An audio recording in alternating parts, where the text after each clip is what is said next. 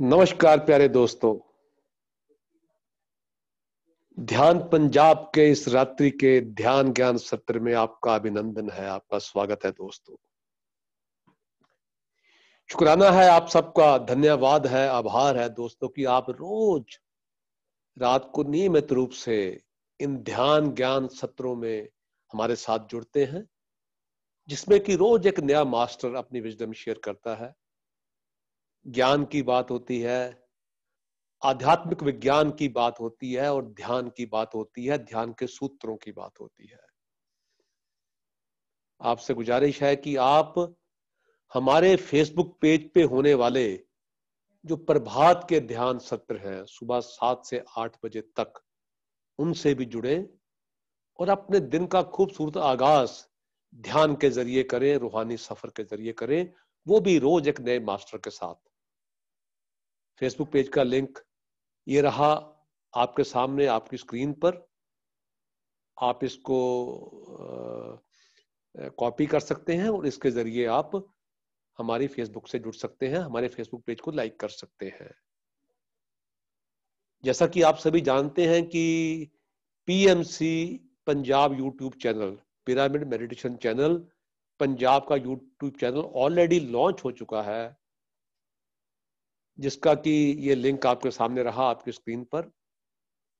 अगर आपने अभी तक इसको सब्सक्राइब नहीं किया है तो इमीडिएटली सब्सक्राइब करें और अपने दोस्तों को, साथियों को भी इसके लिए कहें। जितने भी मास्टर्स के डिस्कोर्सेस ध्यान पंजाब में हो रहे हैं या आज तक हो चुके हैं, सभी अपलोड किए जाएंगे, किए जा रहे हैं इस यूट्यूब चैनल पर। तो जिस मास्टर को आप आज सुनते हैं उसको फिर से सुनना चाहें या किसी को आपने मिस कर दिया उसको सुनना चाहें तो आपके लिए बहुत ही आसान हो जाएगा, सुविधाजनक हो जाएगा। दोस्तों, कवि कहता है कि अश्क अनमोल है, खो ना देना कहीं। अश्क अनमोल है, खो ना देना कहीं। इनकी हर बूंद है मोतियों से हंसी। इनको हर आंख से तुम चुराते रहो, जिंदगी भर सदा मुस्कुराते रहो। फासले कम करो, दिल मिलाते रहो। फासले कम करो, दिल मिलाते रहो। दर्द कैसा भी हो, आंख नम ना करो। रात काली सही, कोई गम ना करो। दर्द कैसा भी हो, आंख नम ना करो। रात काली सही, कोई गम ना करो। सितारा बनो, जगमगाते रहो। जिंदगी भर सदा मुस्कुराते रहो। फासले कम करो, दिल मिलाते रहो। अब बात करते हैं आज के विषय की और आज के वक्ता की। दोस्तों, लॉ ऑफ कर्मा आज का विषय है और एक बहुत ही खूबसूरत मास्टर जिनको आप पहले भी सुन चुके हैं, जो कि अपने आप में एक संस्था है, जो कि जिनकी ज्ञान पे ऐसी पकड़ है कि वो जो भी बात करते हैं और इस लहजे से करते हैं कि वो सीधी सीधी हमारे भीतर उतरती है। मेरी मुराद है रंजीत पाटिल जी से। बहुत ही सीनियर मास्टर हैं। हमारा सौभाग्य है कि आज फिर वो अपनी बात हमारे हमारे सामने रखेंगे। तो एनएलपी एक्सपर्ट, बहुत ही माहर और बहुत ही बड़े विख्यात जो है मास्टर हमारे बीच में। मैं ध्यान पंजाब की ओर से, विवेक परिवार की ओर से, रूहानी मिलन परिवार की ओर से, स्वामी विवेकानंद ट्रस्ट की ओर से, आप सब की ओर से उनका अभिनंदन करता हूं, स्वागत करता हूं कि पाटिल सर आए और अपनी विजडम शेयर करें। हम सब सुनने के लिए बेताब है sir. Yes Anil sir, thank you. And ध्यान पंजाब विवेकानंद मेडिटेशन से जो पिरामिड है उनका भी मैं आभारी हूं। Anil sir, thank you. आप जिस तरीके से चीजों को समझाते हो बहुत ही सुकून मिलता है सुन के। I am audible Anil sir? जी सर, बिल्कुल, बहुत अच्छे से। Yes yes. तो आज हम पहले मेडिटेशन करेंगे, फिर कर्मा कर कैसा सेशन कैसा रहेगा? पहले सेशन करना है जी फिर सर, जी मेडिटेशन? सर, ये बेटर है सर, ये बेटर है। पहले मेडिटेशन करते हैं हम। जी सर। Yes yes. देखिए, मेडिटेशन दुनिया में हजारों तरह की मेडिटेशंस हैं, और एनर्जी को, अपने एनर्जी का कैसे उपयोग करना है, अपने एनर्जी को कैसे दिशा देना है, अपने एनर्जी को कैसे पहचानना है, ऐसे बहुत अलग अलग मेडिटेशंस हैं। तो आज मैं जिससे मेडिटेशन समझता हूँ, जो मेरे अनुभव से समझ में आया है, मैं आपके साथ शेयर करूंगा। 3 चीजें हमें समझना जरूरी है। सबसे पहले जो है, एक बाहर की दुनिया है। धूप होती है जहाँ, बारिश होती है जहाँ, आपको पेड़ दिखते हैं, जमीन दिखती है, घर दिखते हैं, लोग दिखते हैं। एक बाहर की दुनिया है जिसे हम अपने 5 सेंसेस से अपने अंदर लेते हैं।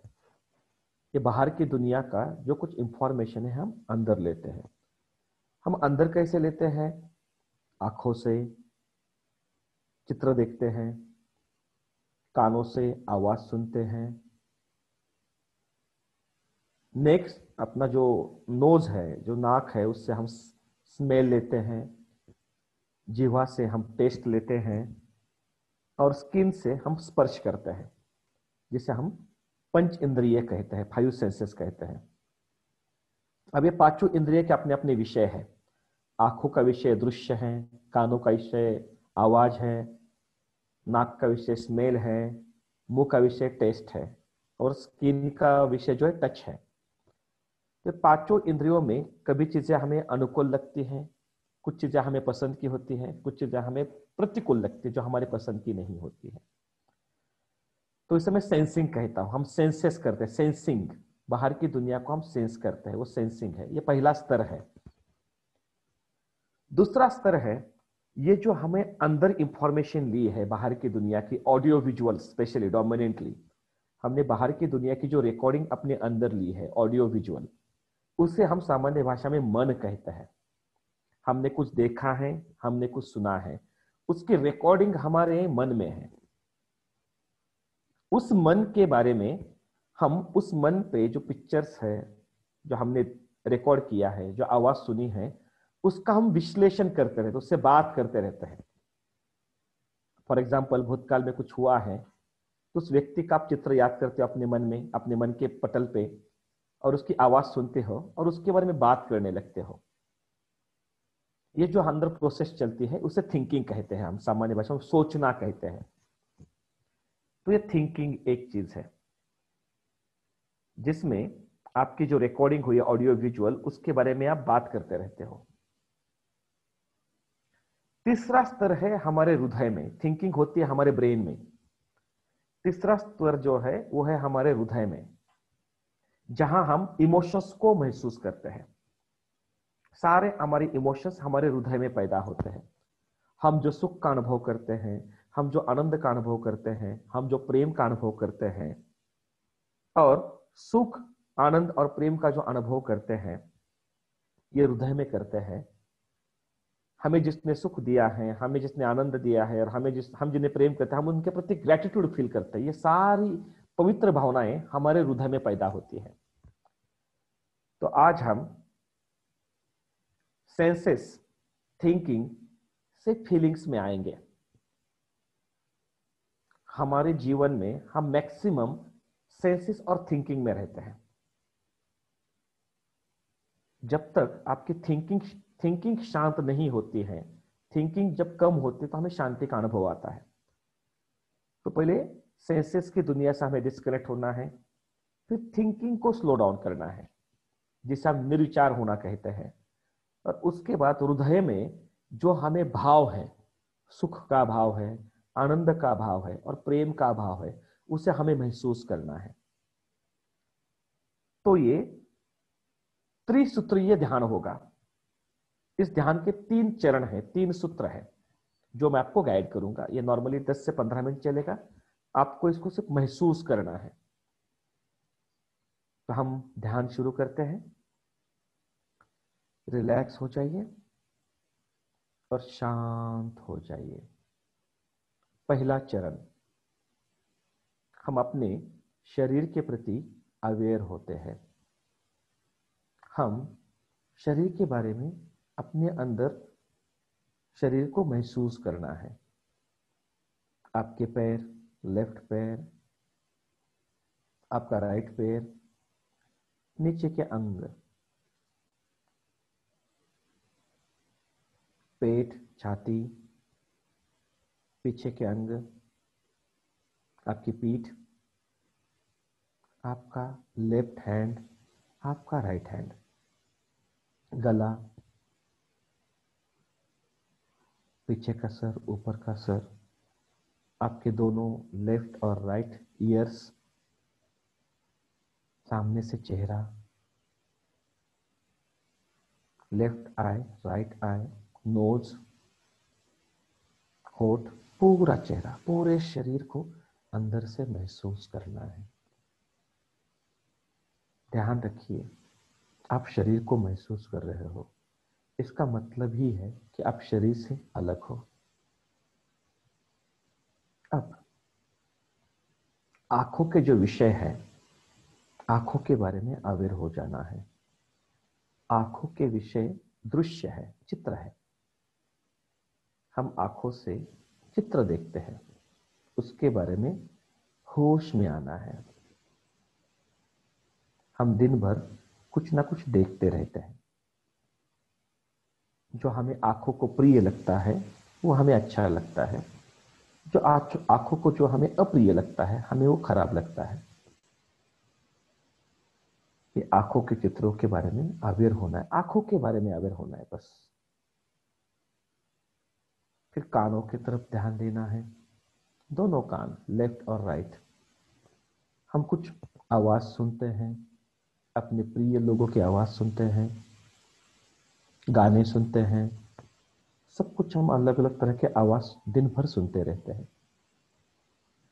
उसमें भी कुछ आवाज हमें पसंद आती है, कुछ आवाज हमें बिल्कुल पसंद नहीं आती है। प्रिय आवाजें भी हैं, वैसे अप्रिय आवाज भी है। इनके बारे में अवेयर हो जाना है। अब आया नाक, स्मेल।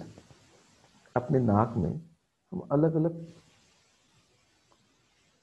स्मेल लेते रहते हैं।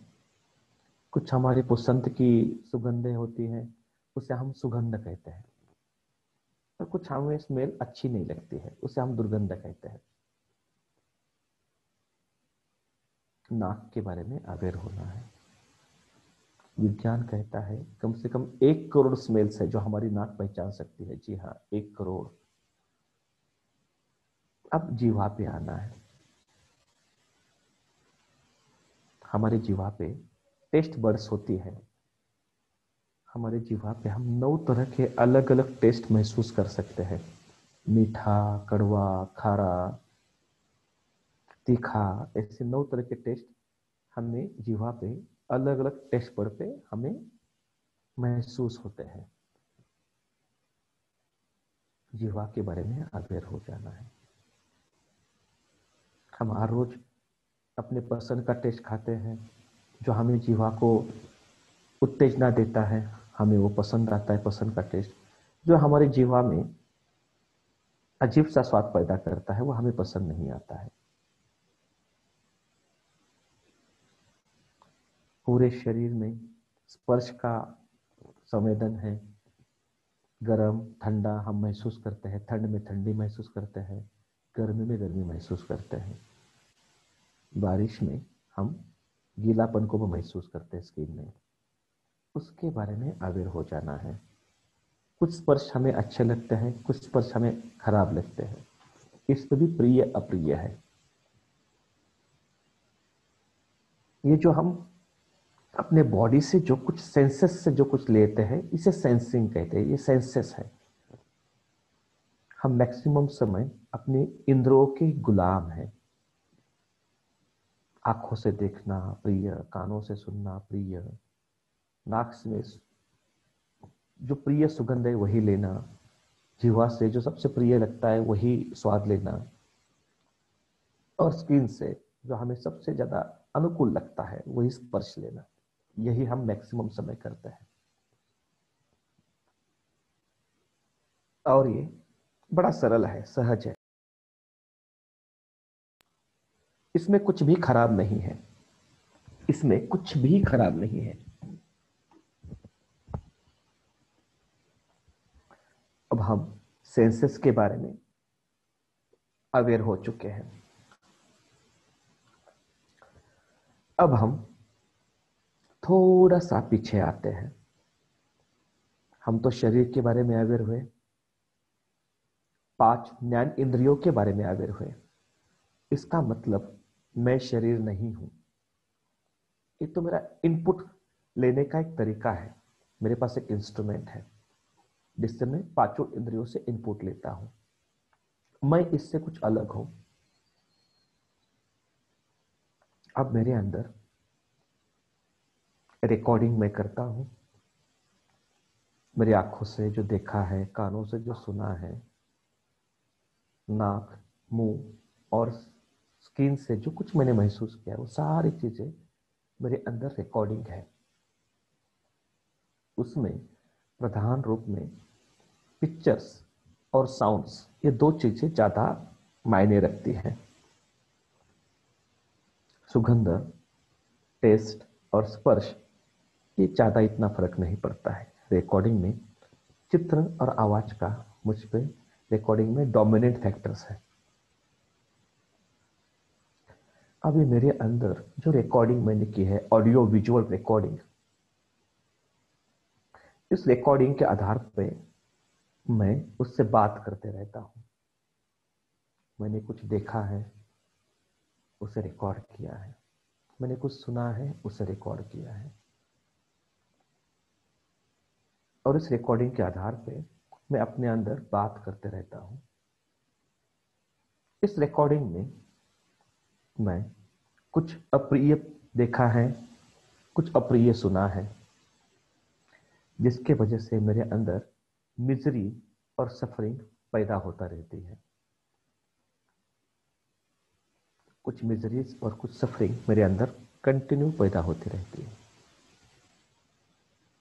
ये जो रिकॉर्डिंग का मैं विश्लेषण करता हूं, खुद से बात करता हूं, ये मेरे विचार की प्रक्रिया है।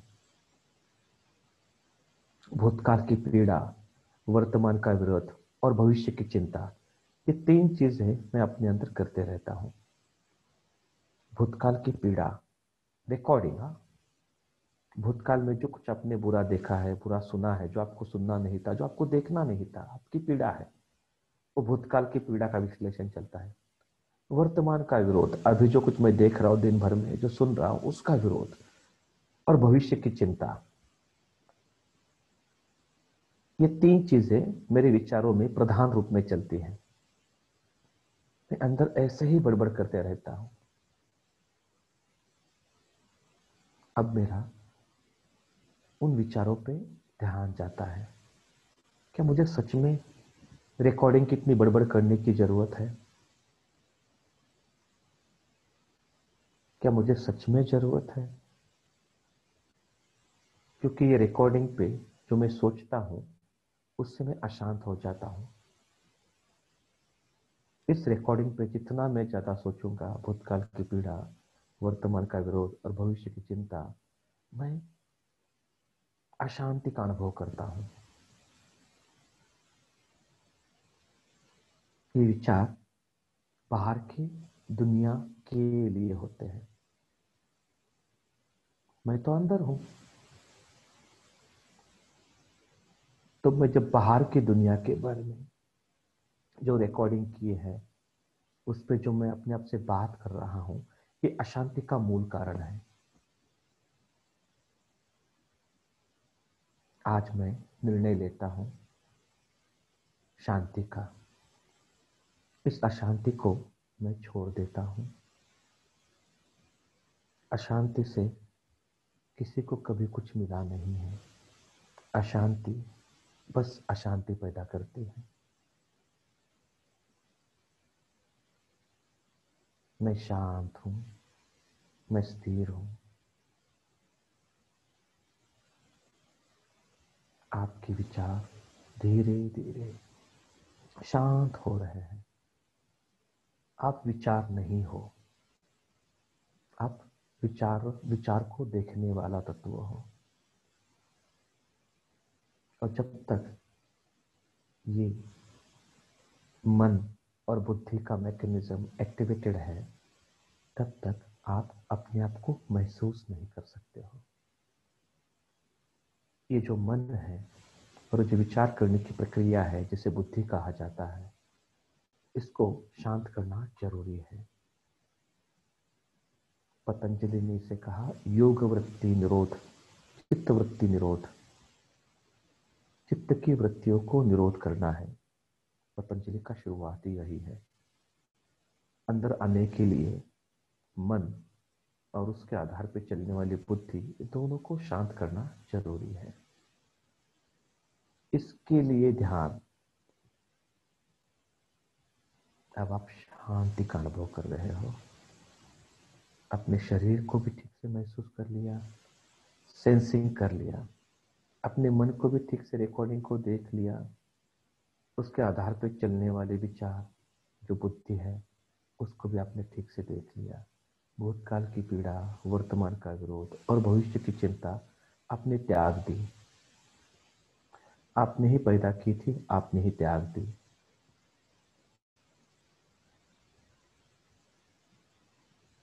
अब आप अपने पास हो, हृदयस्थ, हृदय में। आप शांति में हो। आप आत्मस्वरूप हो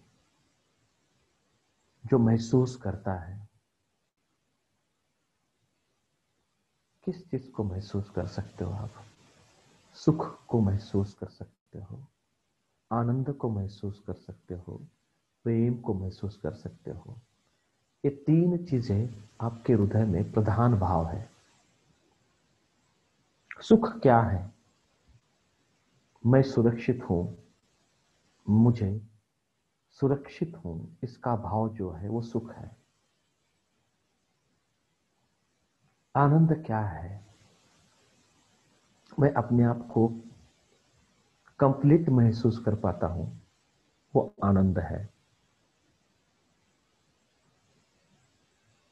प्रेम क्या है? मैं मेरे आसपास के लोगों को सुखी और आनंदी करना चाहता हूं, यही प्रेम है। तो आप सबके अंदर ये भाव स्थित है।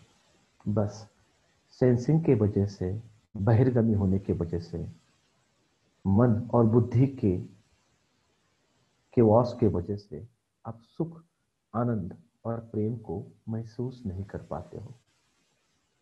इसे महसूस करना ही ध्यान का केंद्रीय विचार है। ध्यान की मूलभूत संकल्पना ही आपके हृदय में सुख, आनंद और प्रेम को आप महसूस कर पाओ। सुख, आनंद और प्रेम को महसूस करने के लिए कैसे हम महसूस करें सुख, आनंद और प्रेम को? जब मेरे अंदर ग्रैटिट्यूड पैदा हो जाता है, मुझे सुख का, आनंद का और प्रेम का अनुभव और गहरा हो जाता है। ग्रैटिट्यूड क्या है? अहोभाव। मुझे जो कुछ मिला है वर्तमान स्थिति में, आज इस जीवन में, उसको मैं स्वीकार कर लेता हूं। मेरे जीवन में भौतिकता जितनी कुछ मुझे मिली है उसको मैं स्वीकार कर लेता हूं। मैं सुरक्षित हूं और जिसने मुझे ये दिया है उसके मैं स्वीकार करता हूं। जो कुछ मेरे जीवन में भौतिक चीजें हैं, भौतिक साधन है, अच्छा शरीर है, मेरे पास गाड़ी है, मेरे पास बैंक बैलेंस है, जो कुछ मेरे पास है, जितना है, उसको जब मैं स्वीकार कर लेता हूं, जो प्राप्त है वो पर्याप्त है, तो मुझे सुख का अनुभव गहरा होने लगता है। मैं जब अपने आसपास के लोगों को वो जैसे वैसे स्वीकार कर लेता हूं, बड़े दिल से मैं भाग्यशाली हूं कि मुझे जीवन में इतने अच्छे लोग मिले, मेरे मम्मी पापा, मेरे भाई बहन, मेरे परिवारजन, मेरे मित्र, मेरे बेटे, मेरी पत्नी, मेरा पति, जो कोई है, उनको जैसा है वैसे स्वीकार कर लेना ग्रेटिट्यूड में, तब मेरे अंदर आनंद का स्रोत निश्चित हो जाता है और मैं उनको, मेरे अपने लोगों को सुखी और आनंदी करने के लिए कार्य करता हूं, तो मैं प्रेम का अनुभव करता हूं। मैं ये कर पाता हूं पूरे दिन में। जब मैं किसी को सुखी और आनंदी करने की कोशिश करता हूं अकारण, तो मुझे अजीब सी तृप्ति का अनुभव होता है, परम आनंद का अनुभव होता है। प्रेम परम आनंद का अनुभव है। ये तीनों चीजें, सुख, आनंद और प्रेम को महसूस करने के लिए ग्रेटिट्यूड बहुत ज्यादा जरूरी है। मेरे सुखी होने के लिए, मेरे आनंदी होने के लिए, मेरे व्यक्तियों से प्रेम करने के लिए मुझे किसी ने मदद की है, किसी ने मेरा ध्यान आकर्षण करवाया है, किसी ने मुझे समझाया है, उसके प्रति स्वीकृति। ध्यान करना में ध्यान देना होता है कि मैं सच में कितना सुखी हूं। हजारों लोग हैं दुनिया में, करोड़ों लोग हैं जिनके पास ऐसे कड़े की कड़े, इतनी कड़क ठंडी में उनको कंबल भी ओढ़ने के लिए नहीं है। मेरे पास तो अन्न वस्त्र निवारा की व्यवस्था है। मैं आभारी हूं, यूनिवर्स का मैं आभारी हूं। दुनिया में ऐसे कितने लोग हैं जिनके पास कोई स्वजन नहीं है, कोई प्रिय व्यक्ति नहीं है, वो अकेले हैं। मैं लकी हूं, मेरे माँ बाप, मेरे भाई बहन, मेरे मित्र, मेरे परिवारजन, मेरे शुभचिंतक मेरे साथ है। मैं इसे स्वीकार करता हूं। ये स्वीकार मेरे अंदर आनंद का अनुभूति को स्थिर करता है और मैं प्रेम कर सकता हूं मेरे अपने लोगों के लिए, उनको सुख का अनुभव और प्रेम का, उनको मैं सुखी और आनंदी करने में लग जाता हूं, क्योंकि मैं खुद सुख और आनंद में हूं, तो ही मैं उनको प्रेम कर पाता हूं। ये तीनों गुणों को विकसित करना ही ध्यान का प्रयोजन है। और सुख, आनंद और प्रेम को महसूस करने के लिए शांति होना अनिवार्य कंडीशन है। हृदय में इन भावों को महसूस करना है। मुझे जो कुछ मिला है, अन्न वस्त्र निवारा, मैं उसे स्वीकार करता हूं। खुद को बोलना है, मुझे जो अन्न वस्त्र निवारा, फूड शेल्टर एंड क्लोथ, जो कुछ मिला है मैं उसे स्वीकार करता हूं। उससे सुख की अनुभूति तैयार हो जाएगी। मेरे जीवन में जो लोग हैं उनको जब मैं स्वीकार कर लेता हूं, मेरे परिवार के, मेरे मित्र परिवार, समाज में वो जैसे वैसे, तो मेरे अंदर आनंद का निर्माण होता है। स्वीकार भाव से, संबंधों में स्वीकार भाव से आनंद का निर्माण होता है और मैं सबको सुखी और आनंदी करने के लिए जो कार्य करता हूं वो मेरे प्रेम को प्रकट करता है। आपके जो इष्ट है, आपके जो गुरु है, उनको वही प्रार्थना करनी है कि हे प्रभु, मैं सुख, आनंद और प्रेम को हर रोज महसूस कर पाऊं। उसके लिए मैं शांति का अनुभव कर पाऊं। मैं सेंसेस और थिंकिंग की दुनिया से मुक्त होकर मैं शांति का अनुभव कर पाऊं। और शांति का जब अनुभव होता है तो सुख, आनंद और प्रेम, ये तीन ही गुण हमारे हृदय में रह जाते हैं, जिसको अनुभव करने के लिए हम सब यहां आए हैं। तो आप सब सुखी हो, आप सब आनंद में हो और आप सब प्रेम कर पाओ, यही मैं साधुवाद देता हूं। आप सबके अंदर वो स्रोत है ही सुख का, आनंद का, प्रेम का। बस शरीर में ज्यादा ध्यान देने की वजह से सेंसेस, सेंसिंग और थिंकिंग में हम ज्यादा अशांत हो गए हैं, खुद से दूर आ गए हैं। इन भावों को अपने अंदर महसूस करना है आप सुखी हो, आप आनंद में हो, आप प्रेम करते हो। रिलैक्स। ये जो आपका आत्म स्वरूप है, ये आप हो। बुद्धि, मन और शरीर आपके साधन हैं। बुद्धि, मन और शरीर आपके साधन हैं जिससे आप कर्म करते हो।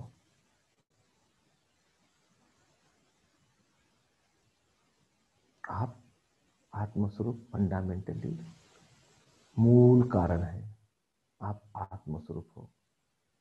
आपके जीवन के सारे मूल कारण, सुख, आनंद और प्रेम के मूल कारण आपके आत्मस्वरूप में है।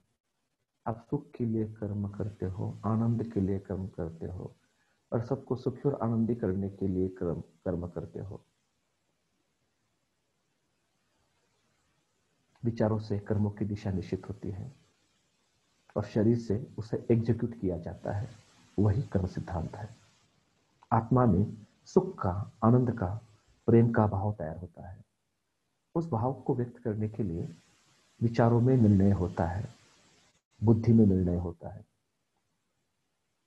और उस निर्णय से आपके अचेतन मन में ऊर्जा पैदा होने लगती है।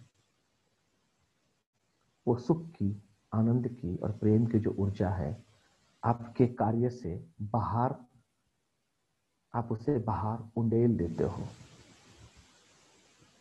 उसी ऊर्जा का रूपांतरण शक्ति में होता है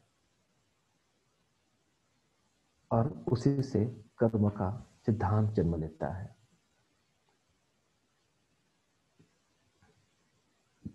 आपके आत्मा में सुख की इच्छा पैदा हुई, आनंद की इच्छा पैदा हुई, प्रेम की इच्छा पैदा हुई।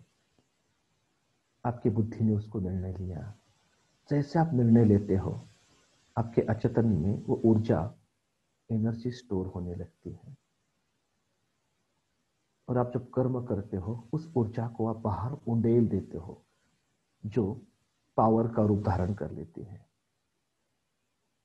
और उससे कारण और परिणाम की एक श्रृंखला बनती है जिसे हम कर्म सिद्धांत के रूप में समझते हैं। कर्म सिद्धांत में इंटेंशंस का बहुत गहरा रोल है। ऊर्जा ना आत्मा में है, ना मन में है, ना शरीर में है। ऊर्जा आत्मा में है।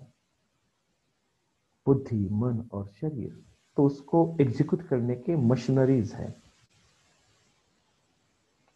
ऊर्जा तो आत्मा में ही पैदा होती है, उसकी दिशा बुद्धि निश्चित करती है, मन उसे स्टोर करता है और शरीर, पंच कर्म इंद्रिय वाला और पंच ज्ञान इंद्रिय वाला शरीर, कर्म इंद्रिय, पांच कर्म इंद्रिय, पांच ज्ञान इंद्रिय से हम उसे एग्जीक्यूट करते हैं।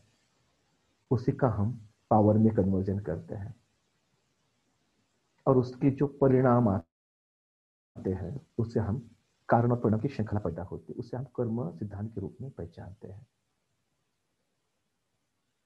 रिलैक्स हो जाइए धीरे से। अब आप सब सुख का अनुभव कर रहे हो, आप सुरक्षित हो, आप आनंद का अनुभव कर रहे हो, आप पूर्ण हो और आपको अपने संबंधों में सबको सुखी और आनंदी करना है। इसके लिए बुद्धि, मन और शरीर का सदुपयोग करना है। उसी के लिए आपने इस शरीर में आप आए हो, इस ग्रह पे आए हो। अपनी आत्मा से अब बुद्धि में आना है, विचारों में आना है, मन में आना है और शरीर के बारे में अवेयर होना है। धीरे से अपने दोनों हाथों को एक दूसरे पे घिस के अपनी आंखों में लगाना है। रिलैक्स।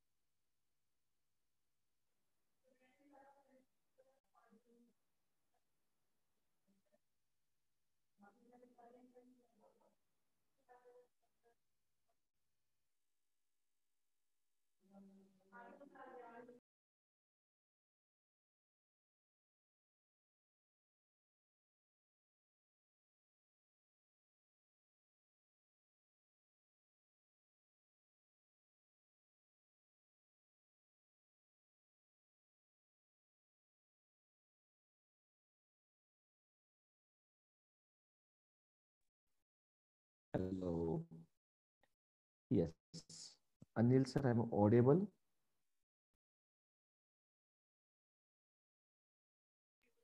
जी बिल्कुल। यस, जय मैम, आप यहाँ हो? हाँ जी। यस, हम सेशन शुरू करते हैं। यस, कर्म इससे पहले सिद्धांत को हम इससे इससे पहले जी के सेशन के लिए बढ़े, रंजीत सर, आपने जी जो ध्यान अभी करवाया जी उसमें आपने संपूर्ण ज्ञान उड़ेल दिया। जो आध्यात्मिक विज्ञान का जो सार है वो जी आपने बहुत ही सलीके से, बहुत ही तरीके से, बहुत सरल और सहज ढंग से उसका जी इतनी सुंदर आपने व्याख्या की और इतना बेहतर तरीके से आपने बताया। वो ध्यान ज्ञान का मिश्रण एक अनुपम मिश्रण हो गया। आपने एक संजीवनी उड़ेल दी सबके अंदर। उसके जी लिए मैं आपका हृदय से आभार व्यक्त करता हूं। मतलब जी इससे बेहतर ध्यान के सत्र की कल्पना नहीं की जा सकती। बहुत ही खूबसूरत और जिस ज्ञान की जरूरत थी, जो ज्ञान जी अपने आप में परिपूर्ण है, संपूर्ण है, जी वो ज्ञान की घुट्टी आपने पिला दी सभी को। उसके लिए मैं एक बार, इससे पहले कि आप सत्र को आगे बढ़ाएं, मैं आपका अपने हृदय से जो है आभार व्यक्त करता हूं, कृतज्ञता व्यक्त करता हूं। जी। जो कुछ मुझे मिला है मेरे गुरु की वजह से मिला है, इसमें उन्हीं का जो अनुभव है मैं माध्यम बन के सबके सामने प्रेजेंट कर रहा हूँ। इसमें मेरा कुछ नहीं है, मैं तो बस मेरे गुरु का एक पात्र हूँ। जी। उन्हीं की ऊर्जा बहती है। वाह, जी, बहुत ही बढ़िया। Thank you. जी सर, शुक्रिया सर। हम सेशन करते हैं और फिर उसके बारे में कुछ क्वेश्चन आंसर्स है तो उसको हम कवर करते हैं। जी। जी जी, थैंक यू। यस, कर्म सिद्धांत क्या है? देखिए, कर्म सिद्धांत के बारे में बहुत से अलग अलग दृष्टिकोण और परसेप्शंस है, लेकिन जो मैंने कर्म को समझा है मैं यहाँ प्रेजेंट कर रहा हूँ। आपको अपने जीवन में खुद ध्यान देना है, देखना है कि सच में ऐसा है, और जो काम का है उसे लेना है। क्लैरिटी का दुनिया में कोई सब्स्टिट्यूट नहीं है। ये ब्रह्मांड क्लैरिटी पे और इंटेंशंस पे चलता है। आपके इंटेंशंस को रिस्पॉन्ड करने वाली व्यवस्था है ये। ब्रह्मांड एक भूमि है जहां आप अपने कर्म से बीज डालते हो और जिसके आपको भविष्य में फल मिलते हैं। अच्छे बीज डालोगे अच्छे फल मिलेंगे, खराब बीज डालोगे खराब बीज मिलेंगे। कबीर कहते हैं, पेड़ को पानी डालने से फल नहीं आता है, जब ऋतु आता है तभी फल आता है। तो आप जो कुछ कर्म करते हो आपके शरीर से, उसके फल आपको डेफिनेटली मिलने वाले हैं। अच्छे कर्म अच्छे फल, बुरे कर्म बुरे फल। तो कर्म सिद्धांत हम एक नटशेल में समझ लेते हैं, और उसके बारे में कुछ क्वेश्चन आंसर है, हम वो भी कर सकते हैं, या जरूरी है तो फिर एक बार ध्यान कर सकते हैं। अगर आप डिमांड करेंगे तो एक बार फिर उससे ध्यान में लेके जा सकते हैं। नेक्स्ट, जय मैम। यस, फील एनएलपी एक प्लेटफॉर्म है। हमारे यूट्यूब पे काफी वीडियोस है जो मैंने इन चीजों को बात की है। माइंड बॉडी सोल के बारे में जो बेसिक फंडामेंटल्स है उसके बारे में बात की है। अब यूट्यूब पे जाके फील एनएलपी, आप रंजित पाटिल ऑन हिंदी डालोगे, आप रंजित पाटिल ऑन एनएलपी, तो आपको हमारी वीडियोस मिल जाएंगे जिसमें इस बारे में काफी हमने बात की है। फील एनएलपी का बेसिक पर्पज है कि लोगों को उनके ऊर्जा स्रोत से जोड़ देना। हम सब ऊर्जा के पुंज हैं। हम सबके अंदर अप्रतिम ऊर्जा तैयार होती है, हर रोज ईश्वरीय ऊर्जा हमारे अंदर प्रकट होती है। उस ऊर्जा को हम आत्मा के रूप में पहचानते हैं। कुछ लोग आत्मा शब्दों को मानते नहीं है तो उसे ऊर्जा कहते हैं, लेकिन ऊर्जा तो कोई डिनाई नहीं कर सकता। एक नास्तिक व्यक्ति भी ऊर्जा को डिनाई नहीं कर सकता है। हम ऊर्जा के पुंज है, उस ऊर्जा के पुंज से कनेक्ट होना ही ध्यान है। फिर एनएलपी वही मॉडर्न तरीके से समझाता है ध्यान क्या है। नेक्स्ट, ये पिछले 25 सालों में मैंने जो अलग अलग 40 तरह के ध्यान पद्धतियों को देखा है, मैंने समझा है, और उसके आधार पे मैं यहाँ बात कर रहा हूँ। मेरे अपने अनुभव से इस पे बात कर रहा हूँ। नेक्स्ट,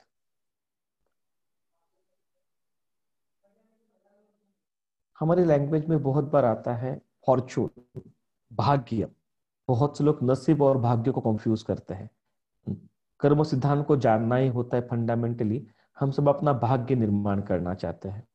कर्म सिद्धांत का उपयोग पहले समाज में लोगों को डराने के लिए किया गया है कि बुरे कर्म करोगे तो बुरे फल मिलेंगे। लेकिन मेरा मानना है कर्म सिद्धांत जो है बेसिकली भाग्य निर्माण करने के लिए है। तो भाग्य क्या है? नेक्स्ट, भाग्य का मैं एक साइंटिफिक व्यू मुझे बहुत पसंद आया तो मैं प्रेजेंट कर रहा हूँ। रिचर्ड वाइजमन नाम के एक साइकोलॉजिस्ट है यूके में, जिन्होंने 8 साल 800 लोगों पे काम किया, जो उसमें बहुत गुड, कुछ लोग लकी थे और कुछ लोग बैड लकी थे।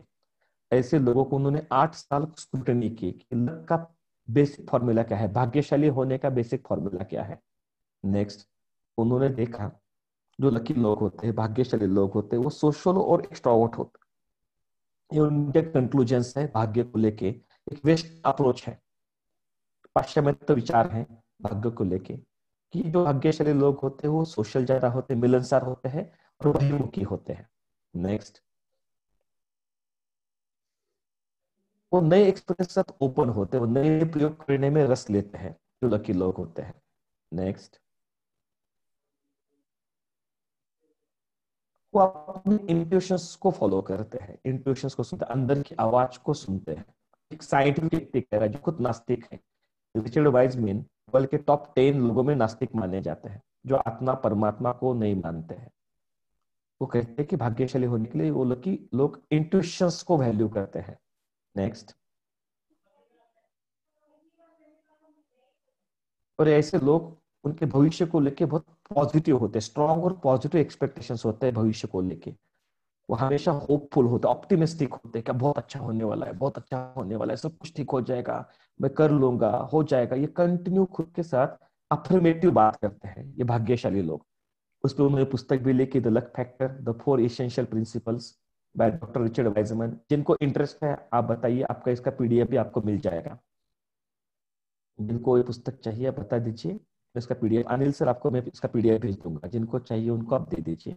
जी सर, ठीक है ये सर। फैक्टर है जी। ये लक फैक्टर, रिचर्ड वाइजमैन ने लक को इस तरह से देखे। देखिए भारतीय परंपरा में 2 तरह के दर्शन हुए हैं, एकांतिक दर्शन, बहुआंतिक दर्शन। सत्य को एक नजर से देखना उसे एकांतिक दर्शन कहते हैं, और सत्य को 360 डिग्री से देखना उसे बहुआंतिक दर्शन कहते हैं। तो मैं हमेशा बहुआंतिक दर्शन का समर्थक रहा हूं कि एक ही चीज को 360 डिग्री से देखा जा सकता है। तो रिचर्ड वाइजमैन ने जो साइंटिफिक डाटा एनालिसिस किया, 8 साल में 800 लोगों का जो एनालिसिस किया, उन्होंने लक नाम के अनुभव को कैटेगराइज किया है। लक नाम के अनुभव को कैटेगराइज किया, जिसे वो लक फैक्टर कहते हैं। आपको गूगल पे, यूट्यूब पे इस पे काफी इंफॉर्मेशन मिल जाएगी। ये पुस्तक भी आप लिख सकते हो। जिनको जरूरी है मैं अनिल सर को पीडीएफ भेज दूंगा, तो आप उनसे भी ले सकते हो। ये पहला व्यू है भाग्यशाली होने का, जो रिचर्ड वाइजमैन के लेंस से देखा गया है।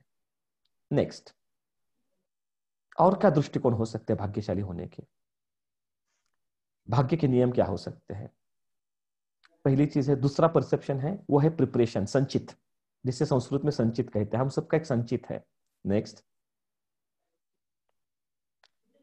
अपॉर्चुनिटी है जिसे हम प्रारब्ध कहते हैं। Next, luck. प्रिपरेशन और अपॉर्चुनिटी जब मिल जाती है तो आप लक हो जाता है। इस दुनिया में हर चीज के पीछे प्रिपरेशन चाहिए। और कहते हैं कि जो रूमी कहते हैं कि जो चीज आप ढूंढ रहे होते हैं वो चीजें भी आपको ढूंढ रही होती है, लेकिन जब प्रिपरेशन होता है तभी वो चीजें आपको मिलती है।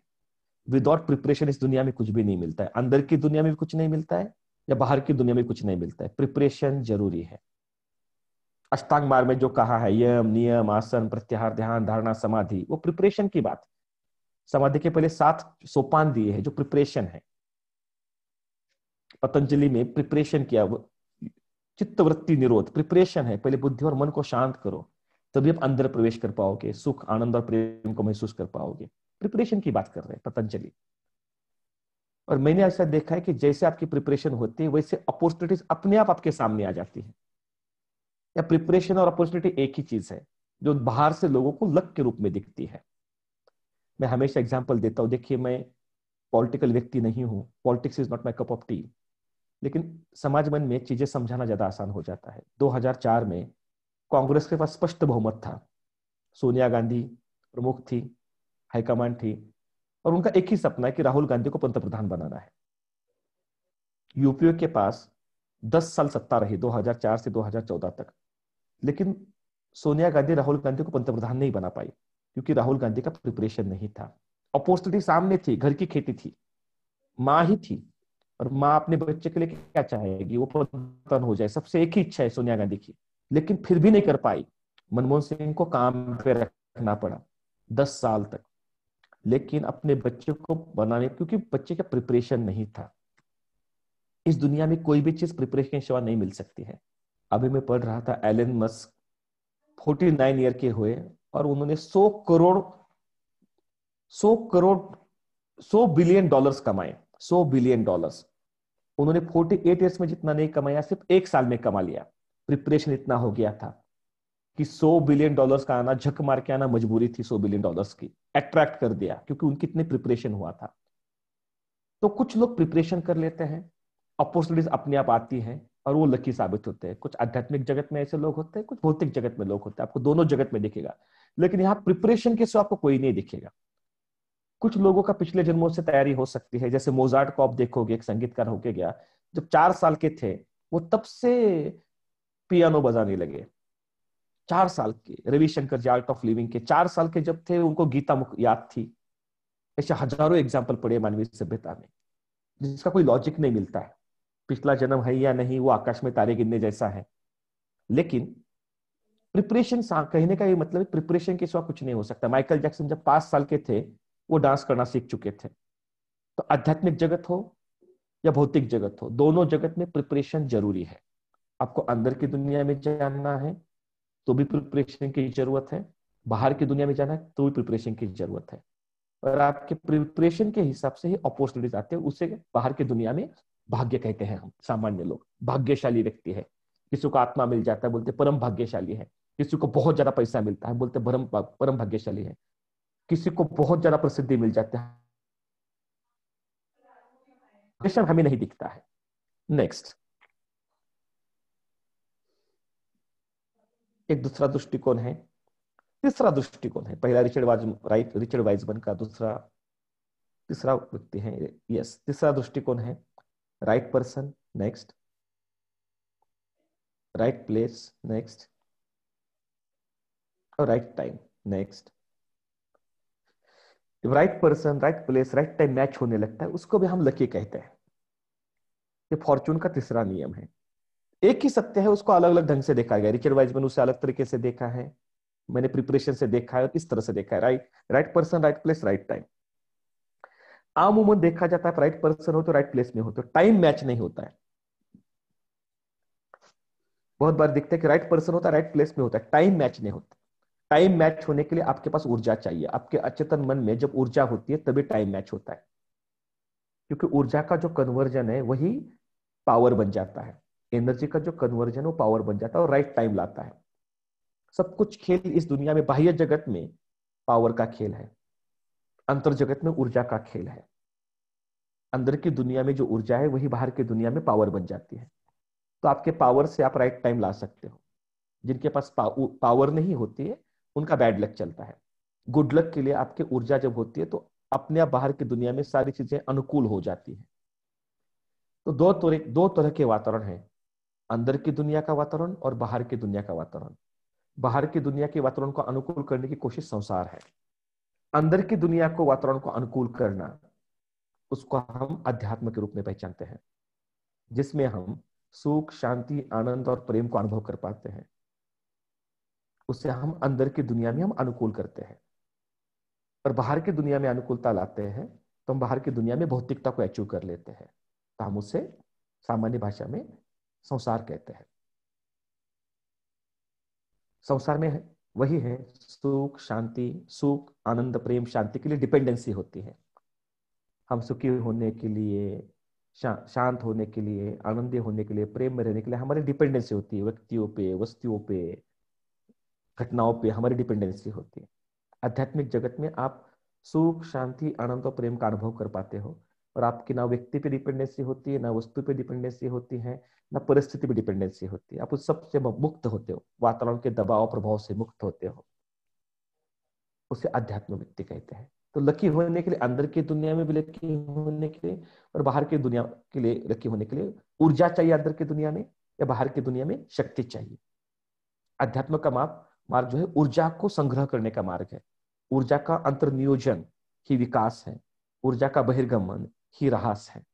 जो लोग अपनी ऊर्जा का उपयोग बाहर करते हैं वो बाहर की दुनिया में शक्तिशाली हो जाते हैं। जो अंदर की दुनिया में अपने ऊर्जा का विकास करते हैं वो अंदर की दुनिया में ऊर्जान्वित हो जाते हैं। नियम। Next, law of Karma. देखिए बहुत अद्भुत बात है। 3 धर्म है, बौद्ध, जैन और हिंदू। तीनों की अलग अलग धारणाएं हैं। बौद्ध कहते हैं ना आत्मा है, ना परमात्मा है, ना संसार है, सब शून्य है, शून्य का अनुभव करना है। जैन कहते हैं कि ना परमात्मा है ना संसार है, बस आत्म तत्व रियल है, बाकी कुछ नहीं है, सब माया है, झूठ है। और हिंदू धर्म कहता है आत्मा भी है, परमात्मा भी है और संसार भी है। तीनों की अलग अलग धारणाएं हैं, अलग अलग दृष्टिकोण है, लेकिन तीनों भी एक चीज के लिए सहमत है, वो है कर्म सिद्धांत। तीनों भी मानते हैं कर्म का बड़ा रोल है, कर्म सिद्धांत को तीनों भी स्वीकार करते हैं, बौद्ध हो, जैन हो या हिंदू हो। बौद्ध धर्म को दुनिया में सबसे ज्यादा वैज्ञानिक धर्म माना गया है, क्योंकि उसमें हर चीज में रैशनैलिटी है।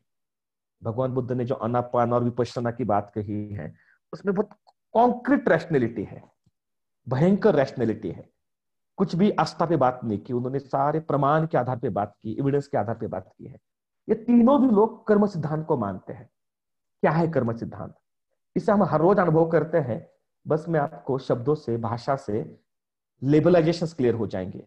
कर्म सिद्धांत आप हर रोज अनुभव कर रहे हो, बस उसे ठीक से समझ में आ जाए तो आपको अपने कर्मों पे ठीक से काम करना आसान हो जाएगा। यही इस सत्र का प्रयोजन है। नेक्स्ट, पहला चैप्टर है जिसे संचित कहते हैं। मॉडर्न लैंग्वेज में, लॉजिकल लैंग्वेज में उसे पास्ट प्रोग्रामिंग कहते हैं। अभी तक हमने पास्ट में जो कुछ प्रोग्राम किया है हमारे अचेतन मन में, जो मैंने कहा, आपने ऑडियो विजुअल जो रिकॉर्डिंग की है, और उस ऑडियो विजुअल रिकॉर्डिंग पे आप जो खुद से बात करते हो, जिसे हम विचार करना कहते हैं, आपने कुछ देखा है, महसूस किया है, आपने कुछ सुना है, उसे महसूस किया है, उसकी रिकॉर्डिंग आपके अनकॉन्शियस माइंड में है, और उस रिकॉर्डिंग को आप कंटिन्यू बात करते रहते हो, जिसे हम विचार कहते हैं। ये आपकी पास्ट प्रोग्राम। नेक्स्ट,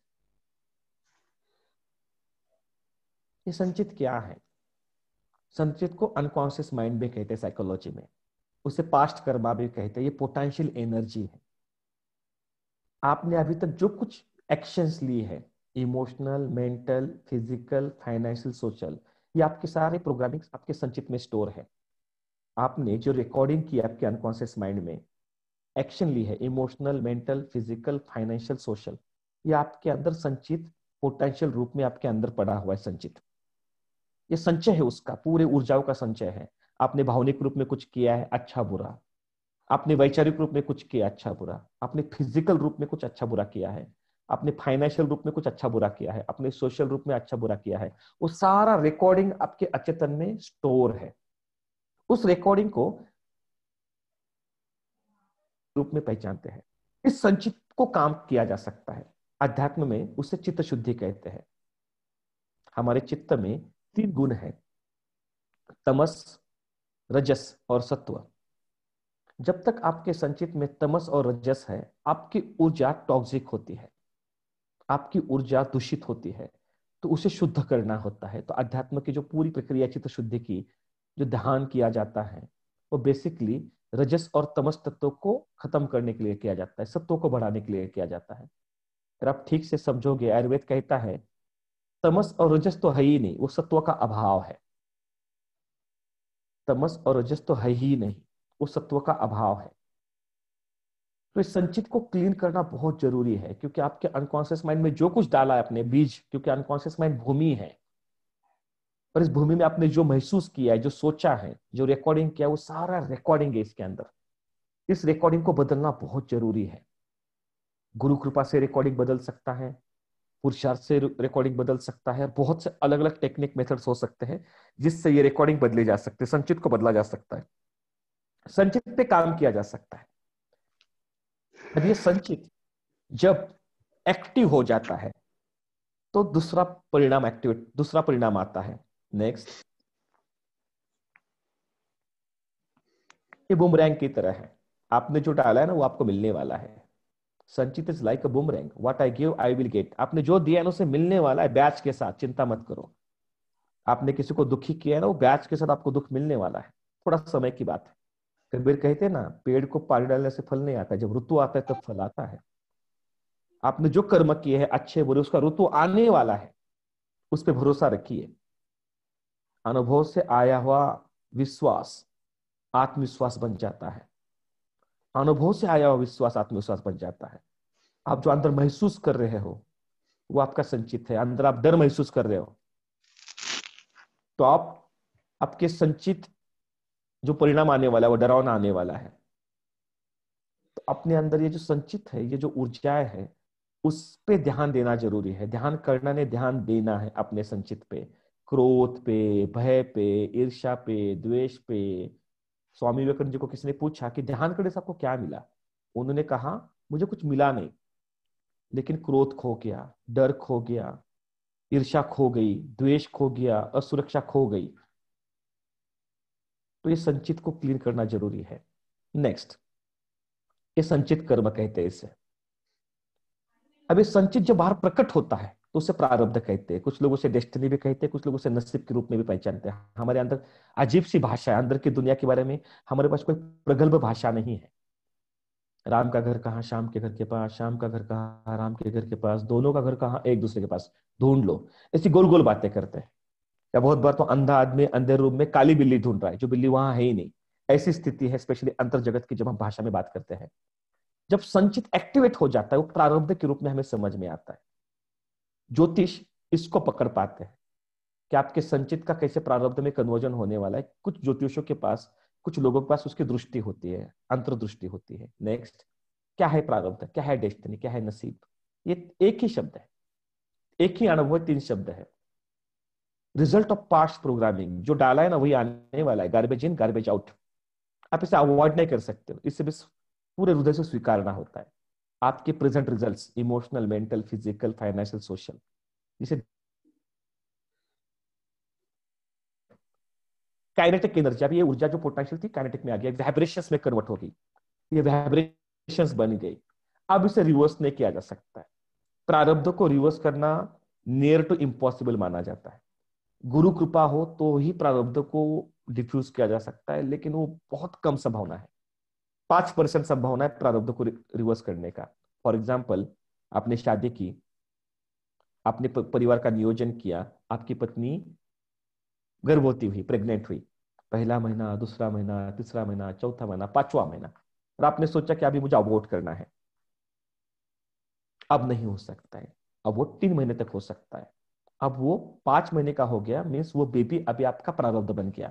आप उससे भाग नहीं सकते हो, उसे आपको स्वीकारना पड़ेगा। जब तक वो 3 महीने का था तब तक आपकी संचित नियंत्रण में कर सकते थे। अभी 5 महीने में प्रारब्ध में आ गया, अगर उस पर कोशिश करोगे तो माँ की जान जाएगी, आपकी पत्नी की जान जा सकती है। तो ये प्रारब्ध पर आ गया, उसे स्वीकार करना होता है। ये हाइट बढ़ने जैसा है, एक बार हाइट बढ़ गई। सीमेंट, आपने मिट्टी लगाई, सीमेंट लगाया, पानी डाला, सीमेंट पक्का हो गया। अब उसे नॉर्मल आप वापस नहीं कर सकते हो, सीमेंट खत्म हो गया, अभी वो पक्का बन गया, दीवार बन गई। वो प्रारब्ध है, वो वाइब्रेशंस बन जाते हैं आपके। और आपके जो वाइब्रेशंस होते हैं वैसी लोग, वैसी घटनाएं आकर्षित करने लगते हो। ये आपका नसीब बन गया। तो बहुत से लोग इस प्रारब्ध की जो इंटेंसिटी है उसको कम करने के लिए अलग अलग चीजें बताते हैं। कुछ लोग यंत्र, तंत्र, मंत्र, अलग अलग तरीके की चीजें बताते हैं जो प्रारब्ध की इंटेंसिटी को कम किया जा सकता है, लेकिन उसे डिफ्यूज नहीं किया जा सकता, आपको भुगतना ही पड़ता है। आप देख लीजिए, रामकृष्ण परमहंस थ्रोट कैंसर, निसृत महाराज थ्रोट कैंसर से गए,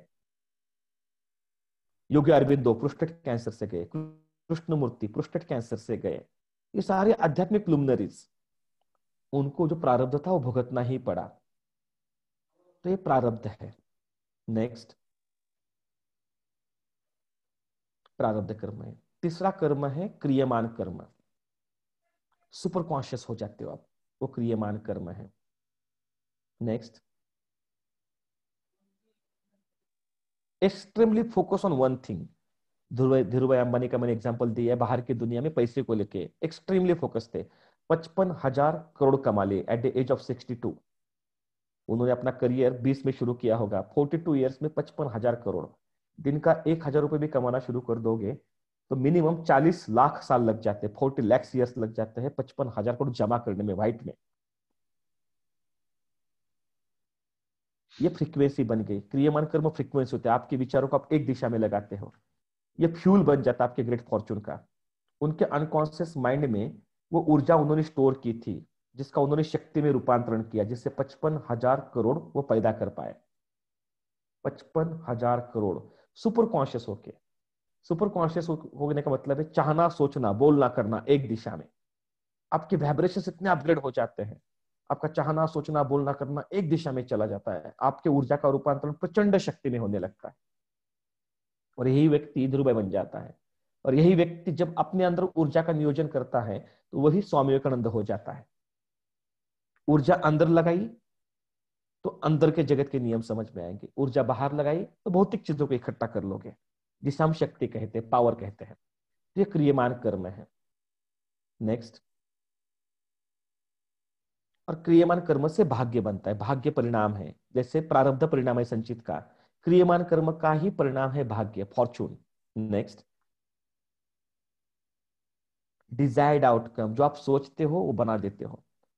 आप मलेशिया देख लीजिए, 1980 में मुंबई की धारावी, और मलेशिया ऐसा ही था। 40 सालों में पूरा बदल गया, पूरा बदल गया। ऐसे सिंगापुर है, ऐसे बहुत से आपको कंट्रीज देखेंगे। इजराइल देख लीजिए, 70 साल का था। इजराइल का एज कितना है? 70 साल। 70 साल पर इजराइल जैसे कोई चीज नहीं थी दुनिया में, और 70 सालों में वर्ल्ड के सबसे टॉप 5 कंट्री में आ गई, और सबसे पावरफुल टेक्नोलॉजी में, हर तरीके से उन्होंने अपना भाग्य बदला, पुरुषार्थ से, क्रियमान कर्म से। तो ये फंडामेंटली कर्म सिद्धांत है। नेक्स्ट, नेक्स्ट, आज बातें चलती क्वांटम फिजिक्स की, लेकिन दुनिया आज भी चलती न्यूटन के नियमों से। न्यूटन का तीसरा नियम है every action has reaction. Action reaction की जो साइकिल है उसी को हम कर्म सिद्धांत के रूप में पहचानते हैं। लेकिन एक्शन के पीछे ऊर्जा कितनी है, उस ऊर्जा के आधार पे आपके, ध्रुव भाई अंबानी से मुझे पता है कि ध्रुव भाई अंबानी से जितने मेहनत करने वाले बहुत से लोग होंगे। आज आश्चर्य की बात है, आज ध्रुव भाई अंबानी का भी बर्थडे है और रतन टाटा का बर्थडे है, 28 दिसंबर। उनका जन्मदिन है, उनके शरीर का जन्मदिन है, टू बी वेरी स्पेसिफिक, जो अभी नहीं है। धीरू भाई अंबानी और रतन टाटा 28 दिसंबर को जन्म लिया है। इन दोनों ने भाग्य निर्माण किया, पैसे के अर्थ में, बाहर की दुनिया के अर्थ में। नेक्स्ट, इसी को ब्रीफ करते हैं। ये संचित है, इसे समझिए आपकी एनर्जी। आपने जो महसूस किया है, आपने जो सोचा है, वो एनर्जी यहां स्टोर है। मैं इसे कहता हूं बीइंग एंड डूइंग। बीइंग 80% होना चाहिए, डूइंग 20% होना चाहिए। बीइंग का मतलब है what I feel and what I think is my being. मैं जो महसूस कर रहा हूं, जो मैं सोच रहा हूं, वो मेरा बीइंग। अगर मेरा बीइंग क्लियर है तो मेरे संचित में ऊर्जा स्टोर हो जाएगी। मैं जो महसूस कर रहा हूं वही सोच रहा हूं, what I feel and what I think is my being. और बीइंग के आधार पर जो डूइंग होता है वो भाग्य निर्माण करता है। नेक्स्ट, ये ऊर्जा आपके पास है, इस ऊर्जा का रूपांतरण अभी शक्ति में हो गया, अब इससे रिजल्ट्स आने लगे। ऊर्जा पोटेंशियल थी, ये काइनेटिक में कन्वर्ट हुई, इसके रिजल्ट आने लगे। सामान्य लोग संचित और प्रारब्ध में रहते हैं, वो जन्म लेते हैं झोपड़पट्टी में, पूरी जिंदगी बिताते और वही मर जाते हैं। असामान्य लोग तीसरे स्टेज पे आते हैं। नेक्स्ट, वो सुपर कॉन्शियस हो जाते हैं, स्वामी विवेकानंद जैसे लोग। 51 गुरु किए आत्मा को ढूंढने के लिए, सत्य को ढूंढने के लिए। रूथलेस, रूथलेस इंक्वायरर, रूथलेस, सत्य को ढूंढ ये सारी सीमाएं उन्होंने उड़ेल दी सुपर कॉन्शियस होके अंदर के जगत के नियम को समझने के लिए। नेक्स्ट। सोम लाता मैं कल कैसी सोमनु में। और उसके जब सुपर कॉन्शियस आप कर्म करते हो तो उसका फॉर्चून में, भाग्य में रूपांतरण होता है। तो यह बेसिक कर्म सिद्धांत, लॉ ऑफ कर्मा। तो आपने क्या महसूस किया है, क्या सोचा है? ऊर्जा जब तक आपके अचेतन में है तब तक प्रॉब्लम नहीं। जब तक आप कर्म नहीं करते हो, ऊर्जा का रूपांतरण शक्ति में नहीं हो सकता है। कर्म करोगे तो ही ऊर्जा का रूपांतरण शक्ति में होगा, और उस शक्ति से घटनाक्रम बनता है। उस घटनाक्रम को ही हम, कारण और परिणाम की जो श्रृंखला है, उसे हम कर्म सिद्धांत के रूप में पहचानते हैं। लेकिन ये ऊर्जा तैयार होती है हमारे आत्मा में, बुद्धि में उसको दिशा दी जाती है, अचेतन मन उसे ग्रहण करता है, स्टोर करता है। अब उस अचेतन में जो ऊर्जा है, आपका जो बीइंगनेस है, फीलिंग एंड थिंकिंग, आपने जो महसूस किया, जो सोचा है, उसके आधार पर जो आप कर्म करते हो, इस ऊर्जा को आप उंडेल देते हो, जो शक्ति में रूपांतरित हो जाती है, पावर में रूपांतरित हो जाती है। और पावर जितना ज्यादा होगा उतने आप वातावरण को कंट्रोल कर पाओगे। तो आपके अंदर जितनी पावर है उतने आपके कर्म आपके अनुकूल बना सकते हो आप।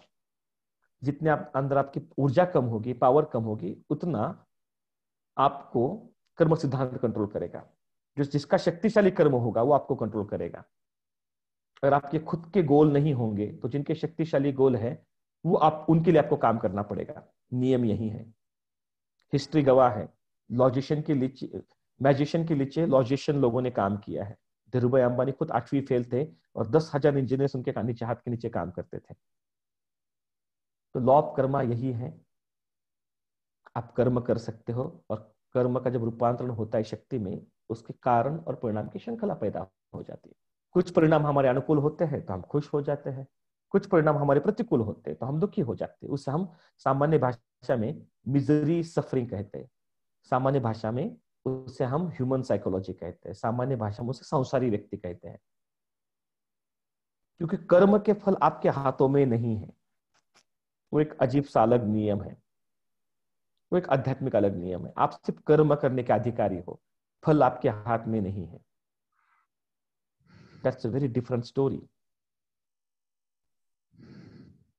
Yes, thank you. मेरे हिसाब से वैसे कर्म सिद्धांत कहता हूं। इसके बारे में कुछ क्वेश्चन आंसर है तो हम बात कर सकते हैं, अगर है तो। जी दोस्तों, किसी का कोई डाउट, कोई क्वेरी, कोई सवाल हो तो आप अपना हैंड रेज करके, अपने आप वीडियो ऑन करके अनम्यूट करके पूछ सकते हैं। बहुत ही अच्छा मौका है, अपने भीतर कोई भी डाउट मत रहने दें। हॅलो सर, यस, दिमागच ना चालतो હોય તો सॉरी, दिमाग चालतूच ना હોય तो I am very sorry sir, मैं एसके जाला, शैलेश जाला बात कर रहा हूँ। मेरी मम्मी बात करी है और मम्मी भी आपका सेशन अटेंड कर रही थी। तो I am very sorry sir कि आपको गुजराती लैंग्वेज में टॉक किया। मैं उनको ये क्वेश्चन है कि दिमाग ही नहीं चल रहा तो कैसे चलाए? देखिए, दिमाग जो चलाना है बाहर की दुनिया में होता है। उनको बाहर की दुनिया को मैनेज करना है या अंदर की दुनिया को मैनेज करना है, वो तो लकी है। दिमाग चलाना ही परेशानी है, सारी अशांति का मूल कारण है कि हमारा दिमाग ज्यादा चल रहा है। तो ध्यान तो उसी के लिए किया जाता है कि दिमाग को शांत किया जाए। तो उनका ऑलरेडी दिमाग शांत है, तो ये तो भाग्य का लक्षण है, मेरे लिए परम भाग्य का लक्षण है। उनको बाहर की दुनिया मैनेज करनी है या अंदर की दुनिया मैनेज करनी है, सुख, शांति, आनंद और प्रेम को डायरेक्टली महसूस करना है अंदर, तो दिमाग की बिल्कुल जरूरत नहीं है। सुख, शांति, आनंद, प्रेम इनडायरेक्टली महसूस करना है तो संसार करो। तो मुझे पता नहीं आपकी मम्मी की यात्रा कौन सी है, बहिर्मुखी सदा दुखी, अंतर्मुखी सदा सुखी। तो उनको बहिर्मुखी होना है अभी या आपने अंतर्मुखी होना बताया है? उससे मम्मी को समझ में आ रहा है कि अंदर की आत्मा को ही आपने बताया वैसे अंदर की चीज। तो उसमें दिमाग की बिल्कुल जरूरत नहीं है। अंदर की दुनिया में दिमाग की बिल्कुल जरूरत नहीं। दिमाग नाम की जो चीज है, प्रीफ्रंटल जो है, जो हमारे विचार चलते हैं, thinking is the language of brain, feeling is the language of body. तो ध्यान जो है बेसिकली हृदय में जो फीलिंग्स पैदा होती है उसकी खोज है, उसके साथ कनेक्ट होना है। थिंकिंग जो होता है वो ब्रेन में होता है, वो बाहर के दुनिया के लिए होता है, जिसे हम बुद्धि के रूप में पहचानते हैं। Hello sir. यस। हाँ, दिमाग कंट्रोल ही नहीं होता। दिमाग को कंट्रोल करने की जरूरत नहीं, दिमाग के साक्षी कौन है उसको समझना वो जरूरी है। दिमाग तो एक यंत्र है, एक मशीन है वो। हाँ, लेकिन जो उसको तो जो अपने सही सोचने की दिमाग में ही आता है ना, सोच तो दिमाग से ही शुरू होती है। जब आपको सत्य समझ में आता है तो दिमाग, उसे विवेक बुद्धि कहते हैं। आपकी बुद्धि में जब सत्य धारण कर लेते हो तो आपका ब्रेन, उसे हम विवेक बुद्धि कहते हैं। तो सत्य समझ लीजिए तो आपकी बुद्धि शांत हो जाएगी। हम सत्य को नहीं समझ पाते इसलिए अशांत हो जाते हैं। फॉर एग्जाम्पल, संबंधों में हम किसी को बदल नहीं सकते हैं, ये संबंधों का कड़वा सत्य है, सनातन सत्य है, नग्न सत्य है। हम किसी को बदल नहीं सकते हैं, सर फोड़ लो आप, राजा हो रंग, कोई किसी को बदल नहीं सकता। ये संबंधों का सबसे फंडामेंटल सत्य है। ये जब तक आपकी बुद्धि में आप धारण नहीं करते हो, संबंध आपको अशांत करते रहेंगे, 100% अशांत करते रहेंगे। मैं उस अशांति से गुजरा हूं। पुराना मरीज जब डॉक्टर बन जाता है ना, बहुत खतरनाक हो जाता है। तो मैं पुराना मरीज रह चुका हूं, मैं अपने संबंधों में लोगों को बदलने की कोशिश करता रहा, तो मेरी लेकिन बुद्धि में ये सर, मुझे मैं तो मेरे स्पष्ट दिख खुद गया। को बदल नहीं सकती। मेरा खुद का जो दिमाग है ना, वो ही घूमता ही रहता है पवन की जैसे। क्या कैसे करूँ उसको? मुझे बताइए, आपने कितना समय दिया आपने बुद्धि बुद्धि को शांत करने के लिए? बहुत समय आप दिया, लेकिन वो कंट्रोल ही नहीं होता। फिर बात करनी पड़ेगी, समझना पड़ेगा। एक्चुअली संचित में प्रॉब्लम होगा, क्योंकि संचित में अगर क्रोध और भय ज्यादा है तो विचार हाँ, कंट्रोल करना बहुत हार्ड हो जाता है। हाँ, विचार कंट्रोल ही नहीं होता। संचित में अगर भय और क्रोध ज्यादा स्टोर है तो विचारों में भयंकर अशांति पैदा होती है, तो उससे अलग बात लेकिन करनी मैं पड़ेगी। अकेली रहती हूँ ना सर, तभी मैं बहुत कंट्रोल करने की सोचती होती हूँ, लेकिन कोई ना कोई खराब विचार मन नहीं, में आता ही रहता है, बहुत कंट्रोल ही नहीं, नहीं होता। इस सेशन में उसको जस्टिस नहीं दे पाऊंगा मैं, वो थोड़ा डीपर है। आप जो बोल रही हो, इस सेशन में उसको उत्तर नहीं दिया जा सकता है। Okay, thank you sir. Yes, yes Adil sir. जी सर। और और यस, किसी का कोई सवाल है तो आप पूछ सकते हैं दोस्तों। जी, अनम्यूट करिए, वीडियो ऑन करिए, सवाल पूछिए प्लीज। हाँ जी सर। यस सर, आपका लेक्चर बहुत ही अच्छा था। जी, पर मैं एक क्वेश्चन मेरा जो है, जैसे हम कहते हैं God is our father, okay. Right? So God ने हमें अंतर्मुखी क्यों नहीं बनाया? हमें काहे बाहर में धकेल दिया, तो we suffer so much and finally we want to go अंतर्मुखी टू गेट इनटू पीस। तो गॉड ऐसे क्रिएशन करता है कि हम अंतर्मुखी ही होते हैं। Why not so? देखिए, पहली चीज तो हमें किसी को पता ही नहीं कि ये दुनिया कैसे चलती है, ये दुनिया किसने बनाई। और हम जिस स्थिति में अभी जी रहे हैं, जिस यात्रा में हम हैं, हम कभी समझ भी नहीं पाएंगे। तो वो तो सवाल ही नहीं है कि गॉड ने हमें बनाया नहीं बनाया, क्यों बनाया।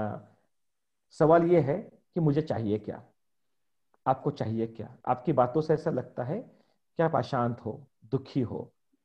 तो उस अशांति का कारण है, दुख का कारण है, वो आपके अंदर है। नहीं नहीं, मैं शांत नहीं हूँ। I am peace, I am peace, I always stay in peace. Okay, फिर आप दुखी हो। मैं सभी लोगों को दुनिया की बात कर रही हूँ। I talk of all the people like that. ये देखिए, इस दुनिया में कुछ भी अकारण नहीं होता है। ना हमारा बात करना अकारण है, ना दुनिया में या अशांति अकारण है। जिसको शांति चाहिए ना, वो शांति ढूंढ ही लेता है, और जिसको दुखी होना वो दुखी हो ही जाता है। There is no any outer agency which is controlling your suffering and misery. You are 100% responsible for your suffering and misery. और जब तक आपको समझ में नहीं आता है, हम सब एक ब्रह्मांड के पाठशाला में हैं, और कुछ हाँ स्टूडेंट पहले में है, कुछ स्टूडेंट पीएचडी में है। जी तो जी हर किसी की यात्रा है। तो जो पहले में जी। होगा वो छोटी छोटी चीजों से परेशान होगा ही, मिजरी सफरिंग में रहेगा ही रहेगा।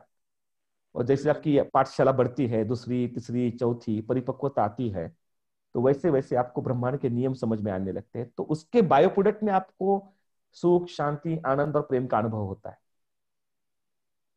तो अंडरस्टैंडिंग का बायो प्रोडक्ट जो है वो सुख, शांति, आनंद और प्रेम है। तो इस ब्रह्मांड में मानता हूं, प्राइमरी है, सेकेंडरी है, हायर है, ग्रेजुएशन है, मास्टर्स है और पीएचडी है। सबसे आखिरी स्थिति पीएचडी है।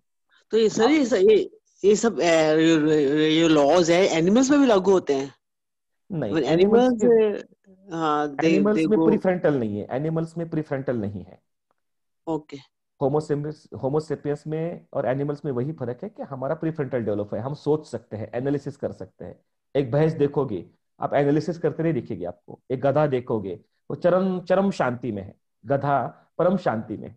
So animals are better than human beings, I think so. They are in peace. They are always in peace.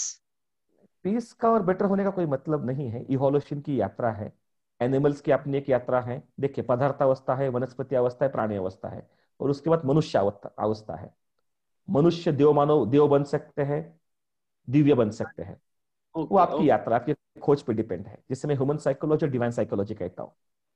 Human psychology का मतलब है आपको सुखी, आनंदी, शांत और प्रेम में रहने के लिए बाहर डिपेंडेंसी है, उससे मैं ह्यूमन साइकोलॉजी कहता हूँ। डिवाइन साइकोलॉजी का मतलब है अभी सुखी, शांत, आनंद और प्रेम में रहने के लिए आपको बाहर किसी की जरूरत नहीं रही। जी जी तो आपको क्या यात्रा करनी है, आपको डिसाइड करना है। जी। और दोनों भी खराब नहीं है, आपकी यात्रा निर्भर करता है। हम सब ब्रह्मांड के पाठशाला में हैं, और आप किसी का जी क्लास प्राइमरी है, किसी का सेकेंडरी है, किसी का हायर है, किसी का ग्रेजुएशन चल रहा है, किसी का मास्टर्स चल रहा है, किसी का पीएचडी चल रहा है, और कोई नीचे ऊपर नहीं है ब्रह्मांड की नजर में। जी ब्रह्मांड के लिए बुद्ध जितना इंपॉर्टेंट है, उतने आप भी इंपॉर्टेंट हो, ओके सर। उतने ही इंपॉर्टेंट हो। और शायद आप ओके। पहली में हो तो ज्यादा केयरिंग की जाती है आपकी। पीएचडी के लोग तो खुद को संभाल लेंगे, हाँ लेकिन जो जी हाँ। प्राइमरी क्लास के लोग हैं जल्दी समझ नहीं पाते, तो ब्रह्मांड उन्हें ज्यादा केयरिंग करता है। हम्म। तो मेरे लिए कोई ऊपर नीचे है ही नहीं, सबकी अपनी हम्म। यात्रा है। बस मुझे इतना ही क्वेश्चन है कि आप क्या ढूंढ रहे हो, वो ढूंढना जरूरी है यात्रा में। I right. Hope I give justice to your question. Thank you sir. किसी ने पूछा है कि कृष्ण के लिए कर्म सिद्धांत क्या है। बहुत आसान है। भगवान कृष्ण और अर्जुन एक बार जा रहे थे, तो अर्जुन ने यही प्रश्न पूछा कृष्ण को कि कर्म सिद्धांत को मुझे सरलता से समझाइए। तो कहते उस जमाने में भगवान कृष्ण ने बोला कि तो अपना लेफ्ट पैर ऊपर ले ले। ये मैं शब्दों में समझा रहा हूँ, वहां इंग्लिश नहीं आती थी उस जमाने में, इंग्लिश भाषा थी भी नहीं। तो अर्जुन ने अपना लेफ्ट पैर ऊपर उठाया। कृष्ण ने कहा अभी लेफ्ट पैर रख के राइट पैर भी तो उठा ले। तो बोला, अर्जुन ने बोला ऐसा नहीं हो सकता है, अगर मैं लेफ्ट पैर उठाए तो राइट पैर नहीं उठा सकता हूं। बोले यही कर्म सिद्धांत है। तो एक पैर उठाने के लिए तुझे चॉइस है, दूसरा पैर अटक जाएगा, वही कर्म सिद्धांत है। आप एक पैर उठा सकते हो शादी करने का, दूसरा पैर अटक जाएगा पति के रूप में, पत्नी के रूप में, हमेशा के लिए अटक जाएगा। आप एक पैर उठा सकते हो हिमालय जाने का, एक पैर अटक जाएगा, आपको शरीर की जरूरतें रहेगी, अन्न वस्त्र निवारा मेंटेन करना ही पड़ेगा। तो आपको एक पैर उठाने की चॉइस डेफिनेटली है, वही कर्म। एक पैर अटक जाएगा, उसी को कर्म सिद्धांत कहते हैं भगवान कृष्ण। यस। तो एक तो please human psychology, divine psychology और नेचर साइकिल, ये तीन अलग साइकिल्स है, इसे मिक्स मत करिए। ह्यूमन साइकोलॉजी का हमारे अंदर दो बच्चे हैं। एक बच्चा जो है ना, जो सब कुछ चाहता है, मुझे ये चाहिए, मुझे अटेंशन चाहिए, मुझे खिलौना चाहिए, मुझे चॉकलेट चाहिए, मुझे सब कुछ चाहिए, वो छोटा बच्चा है। एक हमारे अंदर बच्चा है जो देना चाहता है, सबको सुखी और आनंदित करना चाहता है, वो बड़ा बच्चा है। अध्यात्म का मतलब है छोटे बच्चे से बड़े बच्चे की तरफ जाना, वो जो यात्रा है वही अध्यात्म की यात्रा है। तो आपको कहाँ जाना है? छोटा बच्चा है तो छोटे बच्चे को स्वीकार कर लीजिए, आप एकदम फोर्सफुली बड़े नहीं हो सकते हो, आपको उस यात्रा से गुजरना पड़ेगा और धीरे धीरे बड़े हो जाओगे। आप लेने वाले हो तो छोटे बच्चे हो, आप देने वाले हो रहे हो तो बड़े बच्चे हो रहे हो। अनिल भारती जी मेरे लिए बड़े बच्चे हैं, वो सबको सुखी और आनंदित करना चाहते हैं। अपना समय, एनर्जी, रिसोर्सेस, स्किल और मनी वो लोगों को सुखी और आनंदित करने के लिए लगा रहे हैं विवेकानंद ध्यान केंद्र से माध्यम से। तो मेरे लिए वो बड़े बच्चे हैं। छोटे बच्चे का मतलब है कि मुझे चाहिए, मुझे दो, मुझे दो, मुझे अटेंशन दो, मुझे पैसा दो, मुझे प्रेम दो, मुझे सब कुछ दो। वो छोटा बच्चा है। तो छोटे बच्चों को ज्यादा संभालना पड़ता है, बड़े बच्चे खुद को संभालने के लिए समर्थ है। तो यहाँ जितने छोटे बच्चे हैं, जितने बड़े बच्चे हैं, हम सब साथ में है यार। कोई अच्छा नहीं, कोई बुरा नहीं, हर किसी की अपनी यात्रा है, और हम सब एक दूसरे के लिए सपोर्टिव हो सकते हैं। हम सब सपोर्टिव हो सकते हैं, लेकिन समझना पड़ेगा ठीक से। आप छोटे बच्चे हो तो छोटे बच्चे को जस्टिस दो, आप बड़े बच्चे हो तो आपको स्वयं प्रकाशित समझ में आ जाएगा, सब चीजें समझ में आ जाएगी। विश्व चेतना आपको गाइडेंस करेगी, मार्ग दिखाएगी, तो बहुत आसान है, चीजों को ठीक से समझ के करिए। ध्यान करना है, ध्यान देना है। छोटे बच्चे रहोगे ना, मुझे क्या मिलेगा वही ध्यान होगा, वही ध्यान। छोटे बच्चे का ध्यान मुझे क्या मिलेगा वही ध्यान है। फिर पैसा हो सकता है, सम्मान हो सकता है, अटेंशन हो सकता है, वो छोटा बच्चा है, हर जगह उसे चाहिए चाहिए चाहिए चाहिए चाहिए। बड़ा बच्चे का मतलब है वो सबको कैसे मैं सुखी करूं, मैं कैसे आनंदी करूं सबको, वो बड़ा बच्चा है। तो हम में छोटा बच्चा या बड़ा बच्चा, उसे देख लो। कभी हमारे अंदर छोटा बच्चा डेवलप हो जाता है, एक्टिव हो जाता है, कभी बड़ा बच्चा भी एक्टिवेट हो जाता है। तो धीरे धीरे समझ के आगे बढ़िए। अंडरस्टैंडिंग का कोई सब्स्टिट्यूट दुनिया में नहीं है, कोई शॉर्टकट नहीं है। हम सब प्रवास में हैं, हम सब प्रवास में हैं। और प्रवास में है, हम ना कुछ लेके आए हैं ना कुछ लेके जा सकते हैं। हम सब अनुभव कर सकते हैं सुख का, शांति का, आनंद का, प्रेम का। और सुख, शांति, आनंद और प्रेम के लिए हमें ज्ञान चाहिए होता है, उसी के लिए गुरु की जरूरत है। सुख, शांति, आनंद और प्रेम की अनुभूति गुरु कृपा के सिवा नहीं आ सकती है, इसलिए गुरु का प्रयोजन है। गुरु का मतलब ऐसा व्यक्ति जो सुख, शांति, आनंद और प्रेम में स्थिर है, उसको शरण जाना। क्यों? मैं सुखी हो पाऊं, मैं शांत हो पाऊं, मैं आनंद में आ सकूं, मैं प्रेम कर पाऊं, उसके लिए मुझे ज्ञान दो। वही गुरु कृपा है, वही गुरु परंपरा है। ऐसी चेतनाओं की परंपरा जो खुद सुख में, शांति में, आनंद में, प्रेम में है, वो शरीर में भी हो सकते हैं, शरीर के बाहर भी हो सकते हैं। तो सुख, शांति, आनंद और प्रेम के लिए ध्यान, के लिए साधना, के लिए प्रार्थना, के लिए उपासना। साधना क्या है? मैं सुख, शांति, आनंद और प्रेम को साध सकूं, उसके लिए साधना। ध्यान क्या है? मैं सुखी कैसे हो जाऊं, मैं शांत कैसे हो जाऊं, मैं आनंद में कैसे रहूं, मैं प्रेम में कैसे रहूं, मैं शांत, इसके लिए ध्यान। उपासना क्या है? मैं सुखी हो पाऊं, शांत हो पाऊं, आनंद में रह पाऊं, प्रेम में रह पाऊं, उसके लिए उपासना। प्रार्थना क्या है? मुझे सुख, शांति, आनंद और प्रेम का अनुभव आ जाए, उसके लिए मदद मांगना विश्व चेतना से, वही प्रार्थना है। I hope I give justice to your all questions. जी सर, बिल्कुल, डेफिनेटली। तो कोई और किसी का प्रश्न हो तो आप पूछिए, नहीं तो हम अभी 70 को विराम देंगे। दोस्तों, किसी का कोई प्रश्न है तो जल्दी जल्दी पूछ सकते हैं आप। Hello, sir. Thank you for your wonderful session. Yeah. It was amazing. So, sir, my question was, how do we know what is our true purpose in our life? Yeah. We don't know if what I am doing right now is true purpose of my life. What is meant for me? How do we know that? How do we find जो हम कर रहे हैं वो सही कर रहे हैं? देखिए, अगर आप जो कर रहे हो वो सही कर रहे हो तो सुख, शांति, आनंद और प्रेम का अनुभव बढ़ता जाएगा। अगर आप जो कर रहे हो उसमें सुख, शांति, आनंद और प्रेम का अनुभव नहीं हो रहा है तो आप विपरीत जा रहे हो। The purpose of life to live. What is the meaning of living? To live in peace of mind, happiness, joy and love. सुख, शांति, आनंद और प्रेम को अनुभव करना ही लाइफ का पर्पज है। और जो लोग सुख, शांति, आनंद और प्रेम को महसूस नहीं कर पाते वो डिप्रेशन में चले जाते हैं। So, sir, how do we find it? You can't feel सुख, शांति, आनंद और प्रेम। इसके लिए आराम से बात करनी पड़ेगी, अलग अलग से मैं इस पे प्रोग्राम लेता हूँ। मेरी वीडियोस देखिए आप, फील एनएलपी जो है उस पर आपको काफी वीडियोस मिल जाएंगे जिसमें इस पे इंफॉर्मेशन मिलेगी। ये पूरा एल्गोरिदम समझना पड़ेगा। और डेफिनेटली पिक्चर अभी बाकी है। मुझे किसी ने पूछा था मेरे लाइफ का मिशन पूरा हुआ नहीं, कैसे पता चलेगा? मैंने कहा आप जिंदा हो, उसका मतलब पिक्चर अभी बाकी है। पिक्चर अभी बाकी है। जो पर्पस खत्म हो जाता है ना, उसी क्षण शरीर गिर जाता है। जब तक शरीर है इसका मतलब पर्पस, जब आप समझ नहीं पा रहे हो या आपने खोजा नहीं है, दैट्स अ डिफरेंट स्टोरी। गुरुजेफ को, अनिल जी, किसी ने पूछा, जॉर्ज गुरुजेफ, कि मेरी साधना गहरी नहीं हो रही है, मुझे शांति का अनुभव नहीं हो रहा है, मैं क्या करूं? क्या करूं जिस मेरी साधना गहरी हो जाए? गुरुजेफ ने कहा, तुम कभी भी मर सकते हो, इसे ध्यान रखना, साधना अपने आप गहरी हो जाएगी। वाह। तो ये जीवन में जब इंटेंसिटी आ जाती है ना, तो घटना घटित हो गई रहती है। जब किसी को बाप बनना या माँ बनना है, इंटेंसिटी आ जाती है ना, वो माँ या बाप बन जाता है। तो प्रॉब्लम हमारी लाइफ की इंटेंसिटी का है। हम बहुत गुनगुने पानी में जीते हैं, हमारा कुछ कॉन्सेंट्रेटेड नहीं है। जब चीजें कॉन्सेंट्रेटेड हो जाती है ना, तो विश्व चेतना वो सारे अनुभव आपको दे देती है, चाहे सुख का हो, चाहे शांति का हो, चाहे आनंद का हो, चाहे प्रेम का हो। बहुत से लोग सेंसेस को ही फीलिंग मान लेते, उत्तेजना सुख शांति आनंद और प्रेम नहीं है।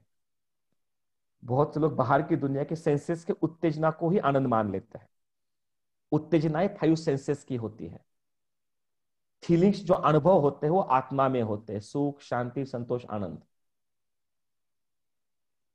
शरीर में सुख का अनुभव होता है, मन में आनंद का अनुभव होता है, बुद्धि में शांति का अनुभव होता है, और आत्मा में प्रेम का अनुभव होता है। तो शरीर के अनुभव लेने, सुख के अनुभव लेने हैं आपको। मन में तो सारी रिकॉर्डिंग है, बुद्धि में, बुद्धि को शांत करोगे तो शांति मिलेगी बुद्धि में, और आत्मा में आपको आनंद और प्रेम का अनुभव मिलेगा। ये सब कुछ आपके आत्मा में ही हो रहा है। बुद्धि मन और शरीर तो बस माध्यम है। बस हम बुद्धि मन और शरीर से हिप्नोटाइज हो गए, बाहर का वातावरण बुद्धि मन और शरीर से हम हिप्नोटाइज हो गए, वही हमारी पीड़ा है। क्योंकि जब तक आप बहिर्मुखी हो, बाहर के वातावरण में शरीर के साथ, मन के साथ, बुद्धि के साथ, आप इनसिक्योर, परेशान, दुखी रहने ही वाले हो। जो जहां नहीं है उसको वही ढूंढना, वही तो अज्ञान है। और क्या है अज्ञान? सुख शांति आनंद और प्रेम का स्रोत हमारे अंदर है, लेकिन हम वो बुद्धि मन शरीर और वातावरण में ढूंढते हैं, वही तो अज्ञान है। जो जहां नहीं है उसको वहां ढूंढना, वही अज्ञान है। जो जहां है उसे वही समझ ले, ढूंढ लेना, वही ज्ञान है।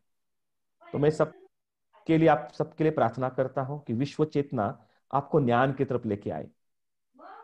दुनिया के बारे में जानना सूचना है, खुद के बारे में पता होना ज्ञान है। और ऐसा व्यक्ति, ऐसा गुरु आपको मिले जो खुद ज्ञान में हो, सुख शांति आनंद और प्रेम में हो।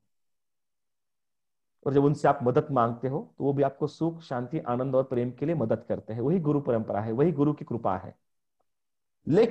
लेकिन बहिर्मुखी हो, बाहर के वातावरण को सीरियस लेते हो, जिसे हम समाज कहते हैं, जब तक आप शरीर को सीरियस लेते हो, जिसे हम बायोलॉजिकल अपरेटस कहते हैं, जब तक आप मन को सीरियस लेते हो, जो रिकॉर्डिंग की एक व्यवस्था है, जब तक आप बुद्धि को सीरियस लेते हो, जो शब्दों के एक यंत्र है, तब तक आप पे कृपा नहीं हो सकती है। जब आप वातावरण शरीर मन और बुद्धि के बाहर निकलने की इच्छा रखते हो, तभी गुरु कृपा होती है। कहते हैं जब शिष्य परिपक्व होता है, गुरु उन्हें ढूंढ लेता है, और जब शिष्य तैयार हो जाता है, गुरु गायब हो जाता है। मैं सब चाहता हूं कि विश्व चेतना आपकी जो खोज है उसके लिए आपको गाइडेंस दे। आखिरी क्वेश्चन है, किसी ने पूछा कर्म क्या, क्रियामान कर्म क्या? क्रियामान कर्म का मतलब आप हर रोज जो कर्म करते हो। अभी मैं आपसे बात कर रहा हूं, ये मेरा क्रियामान कर्म चल रहा है, सेइंग एंड डूइंग। मैं जो बोलता और जो मैं कर्म करता हूं मेरे पंच कर्म इंद्रियों से, वो क्रियमान कर्म है। क्रियमान कर्म अपनी ऊर्जा को बाहर उंडेलने की प्रक्रिया है, जो शक्ति का रूप धारण करेगी। यस अनिल सर, यानी क्वेश्चन 11 बज चुके हैं। हाँ जी सर, मेरे को लगता है अभी हम यहाँ पे सत्र को विराम देंगे। प्रश्न तो काफी होंगे, पर आपने काफी बहुत विस्तार से बताकर समाधान कर दिया।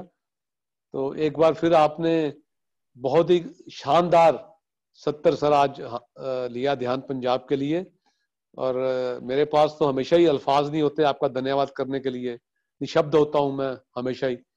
और बहुत ही आनंद आया, बहुत ही ज्ञानवर्धन हुआ, बहुत ही ध्यान अच्छा हुआ सर। तो एक बार फिर से मैं अनाउंसमेंट करूंगा अनिल सर।